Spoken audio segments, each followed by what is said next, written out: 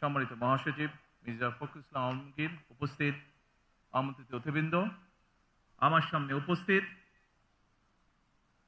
আমন্ত্রিত অতিথিবৃন্দ এবং সারা বাংলাদেশ থেকে আগত অ্যাপ সহ বিভিন্ন চিকিৎসকবৃন্দ এবং সকল উপস্থিতিবৃন্দ,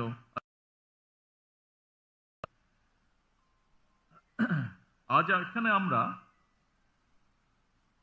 আপনাদের সামনে যারা উপস্থিত রয়েছেন, বলা যায় আমরা হাতে গোনা কিছু মানুষ ছাড়া খুব সম্ভবত অধিকাংশ মানুষই, বলা যায় 90% মানুষই এখানে চিকিৎসক।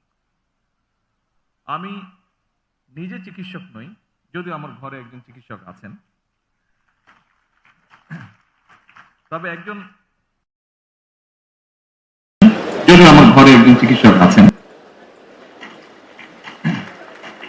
একজন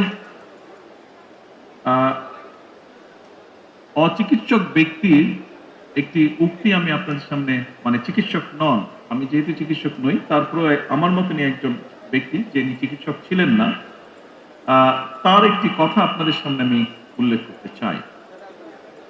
আপনারা অনেকেই হয়তো তার নামের সাথে পরিচিত আছেন। এই ব্যক্তিটির নাম হচ্ছে টমাস এডিসন।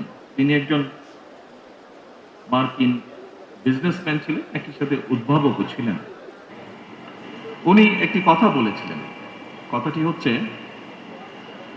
ভবিষ্যৎ চিকিৎসক কোনো ওষুধ দেবে না, বরং তিনি রোগীদের মানবদেহের যত্ন এবং খাদ্যাভ্যাস এবং রোগের কারণ ও প্রতিরোধের বিষয় আগ্রহী করে তুলবেন। উপস্থিতবৃন্দ, টমাস এডিসনের এই চিন্তার সঙ্গে বর্তমান সরকারের স্বাস্থ্যসেবার নীতির একটি মিল হয়তো আপনারা খুঁজে পাবেন। চিকিৎসা সেবার ক্ষেত্রে বর্তমান সরকারের নীতি হচ্ছে prevention is better then cure. আমরা মনে করি, বর্তমান সরকার মনে করে, মানুষকে যদি শুরুতেই রোগের উৎপত্তির কারণ এবং প্রতিকার সম্পর্কে সচেতন করা যায়, তাহলে খুব সম্ভবত সহজেই অনেক রোগেরই নিরাময় করা সম্ভব। এই প্র্যাকটিসটি ইউরোপে এখন ধীরে ধীরে শুরু হয়েছে।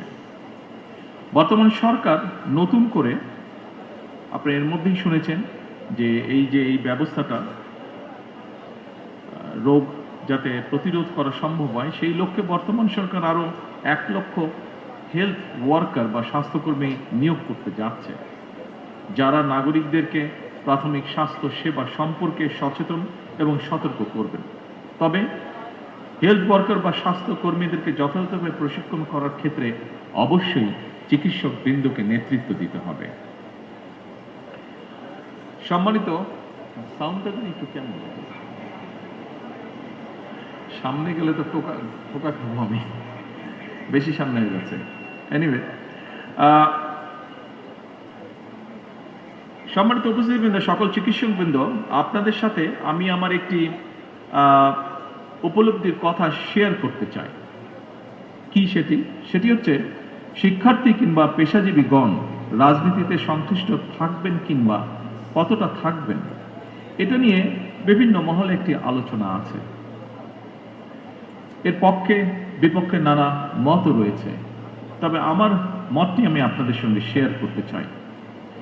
একটি গণতান্ত্রিক রাষ্ট্রে যেহেতু রাজনৈতিক সিদ্ধান্ত প্রায় সকল কাজকেই প্রভাবিত করে, সেহেতু শিক্ষার্থী, শিক্ষক কিংবা পেশাজীবী সবাই যার যার মতাদর্শ অনুসারে রাজনৈতিকভাবে সুসংগঠিত থাকবেন বা সচেতন থাকবেন, এটা কোনো অযৌক্তিক কোনো বিষয় নয়। তবে হাততালিটা একটু পরে দিন, পরের লাইনটা বলে নেই, পরের কথাটা বলে নেই, তারপরে হাততালি দিয়ে। তবে এই তবেটাই হচ্ছে ইম্পর্টেন্ট বিষয়।